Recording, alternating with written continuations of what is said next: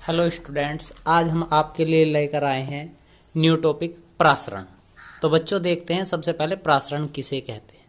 तो बच्चों प्रासरण अर्धपारगम्य झिल्ली के द्वारा कम सांद्रित विलयन में से विलायक के कणों का अपने आप अधिक सांद्रित विलयन की ओर पहुंचना प्रासरण कहलाता है। अर्धपारगम्य झिल्ली के द्वारा कम सांद्रित विलयन, कम सांद्रित का मतलब बच्चों कम सांद्रता वाला विलयन में से जो विलायक के कण हैं वे अर्धपारगम्य झिल्ली में को पार होकर कहाँ पहुंच जाते हैं, अधिक सांद्रित विलयन की ओर पहुंच जाते हैं। इस प्रकार की घटना को हम कहते हैं प्रासरण। एक बार चित्र के अनुसार समझेंगे। यह हमने एक बीकर लिया और इसमें कम सांद्रता वाला एक विलयन भरा है और एक दूसरे कीप टाइप का कीप ली और उस कीप पे हमने क्या काम करा, अर्धपारगम्य झिल्ली लगा दी। इसमें हमारे पास बस एक नया टॉपिक है अर्धपारगम्य झिल्ली। तो बच्चों इसे हम अलग देखेंगे, अर्धपारगम्य झिल्ली कहते किसे। तो एक अर्धपारगम्य झिल्ली लगाई और उसमें हमने एक अधिक सांद्रित विलयन भर लिया। ठीक है बच्चों, अधिक सांद्रित का मतलब कैसा, अधिक मिठे वाला विलयन एक तरह से कह दिया जाए तो होगा क्या, कुछ समय बाद जो एक कम सांद्रित विलयन था जो बड़े बीकर में भरा हुआ था, यह इसमें से विलायक के कण यानी कि जल के कण थोड़े समय में क्या होगा, इस कीप में आने शुरू हो जाएंगे धीरे धीरे। किसमें से, अर्धपारगम्य झिल्ली के में से। होगा क्या, जिसके कारण इसका आयतन क्या हो जाता है, बढ़ जाता है। ये इतना आयतन क्या हुआ बच्चों, बढ़ गया। ठीक है, समझ में आया होगा प्रासरण किसे कहते हैं। कम सांद्रित विलयन में से विलायक के कणों का अधिक सांद्रित विलयन की ओर विसरित होना क्या कहला रहा था बच्चों, प्रासरण कहला रहा था। पर यह सब घटना हो किसमें रही थी बच्चों, अर्धपारगम्य झिल्ली में। तो बच्चों अब देखते हैं अर्धपारगम्य झिल्ली। तो बच्चों अर्धपारगम्य झिल्ली वह झिल्ली जो कम सांद्रित विलयन में उपस्थित विलायक के कणों को अधिक सांद्रित विलयन की ओर भेज देती है। कम सांद्रित विलयन में से विलायक के कणों को, केवल बच्चों किसके, विलायक के कणों को अधिक सांद्रित विलयन में भेज देती है। क्या कहलाती है, अर्धपारगम्य झिल्ली कहलाती है। तो बच्चों समझेंगे अर्धपारगम्य झिल्ली कहते किसे हैं। जैसे अंडे की झिल्ली, तो अंडा है जो अंडे का जो सफेद वाला ऊपर वाला पार्ट है, उस वाले पार्ट की बात कर रहे हैं हम यहाँ। या हम कोई प्याज ले सकते हैं, प्याज के ऊपर वाला छिलका, उससे बनाया जा सकता है। या फिर केमिस्ट्री में कहें तो पोटेशियम फेरोसाइनाइड, पोटेशियम फेरोसाइनाइड से भी हम अर्धपारगम्य झिल्ली बना सकते हैं। ठीक है बच्चों, अब इसके बाद न्यू टॉपिक है हमारे पास प्रासरण दाब। काफी इंपॉर्टेंट पॉइंट है प्रासरण दाब।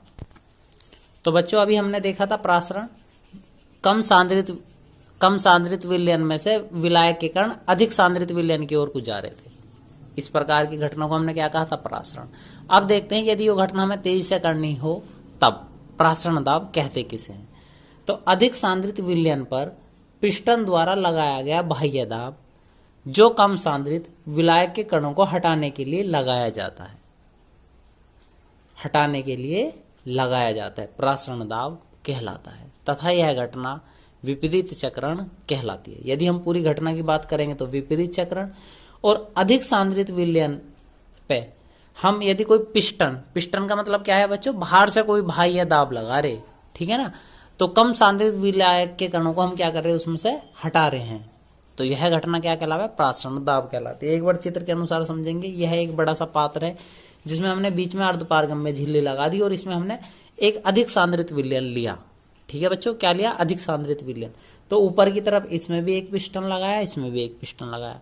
तो बच्चों हम करते क्या है, पिस्टन द्वारा P2 से एक बाह्य दाब लगाते हैं। P2 पिस्टन से जब हम बाह्य दाब लगाएंगे तो अर्धपारगम्य झिल्ली केवल करती क्या है, इसमें से विलायक के कणों को बाहर निकालती है।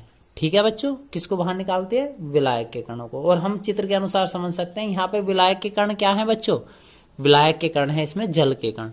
तो होगा क्या, जब हम P2 से दाब डाल लेंगे इस पे, तो P2 से दाब डालने के कारण इसमें जो जल की मात्रा है या जो विलायक के कण है वे अपने आप ही क्या जाना शुरू कर देंगे, अर्धपारगम्य झिल्ली से दूसरी ओर को जाना शुरू कर देंगे। ठीक है बच्चों, इस प्रकार की घटना को हम क्या कहते हैं, प्रासरण दाब।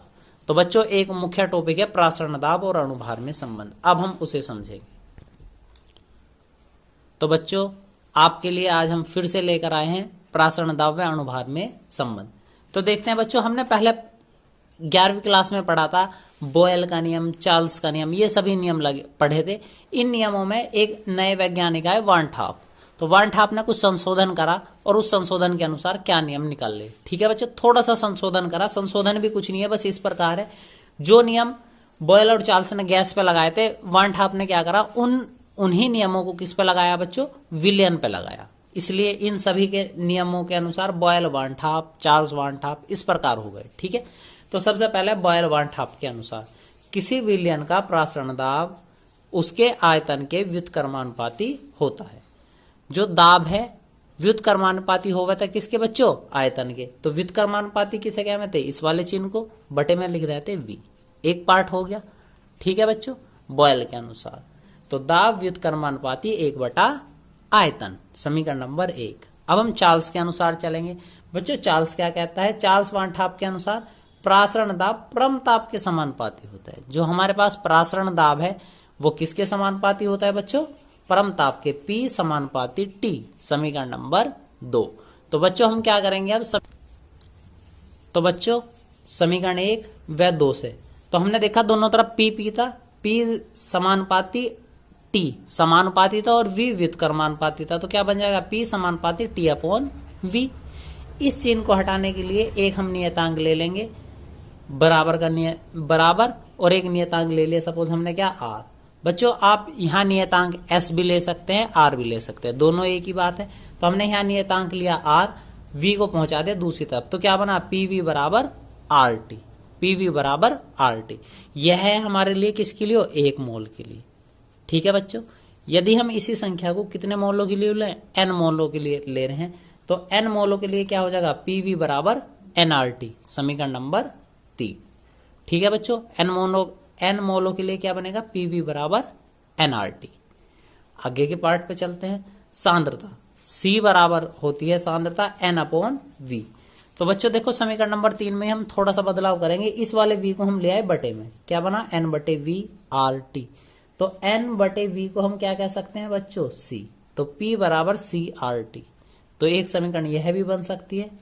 ठीक है बच्चों, क्या बना, N/V को कहा हमने C, तो P बराबर CRT। ठीक है, एक नेक्स्ट पॉइंट, एक बच्चों हम ये भी जानते हैं N बराबर क्या होता है, W/M। N बराबर क्या होता है, W/M।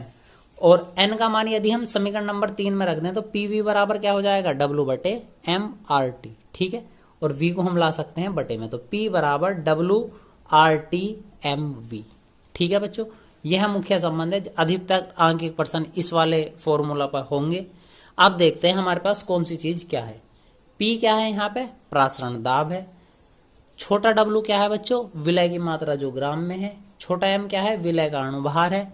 ठीक है बच्चों, V क्या है, आयतन है, जो कि हमारे पास किस में दिया हुआ होना चाहिए, लीटर में होना चाहिए। ठीक है बच्चों, इसके बाद T देखते हैं, T है हमारे पास परम ताप। आप सभी जानते ही हैं ताप में क्या करते हैं हम, ताप में कितना जोड़ देते हैं, 273 केल्विन में। जब भी हम 273 जोड़ देंगे तो ताप क्या में बन जाएगा बच्चों, केल्विन में बन जाएगा। ठीक है, तो जो ताप हमें दिया रहेगा उसमें हम 273 ऐड कर लेंगे, तब वो ताप बनेगा परम ताप में। ठीक है, इस प्रकार हमें केल्विन में बनाना है। R क्या है, विलयन नियतांक है। हमने पहले भी कहा था R के स्थान पे हम S भी ले सकते हैं, पर इसका मात्रा थोड़ा ध्यान रखेंगे बच्चों, बहुत इंपॉर्टेंट पॉइंट है यह।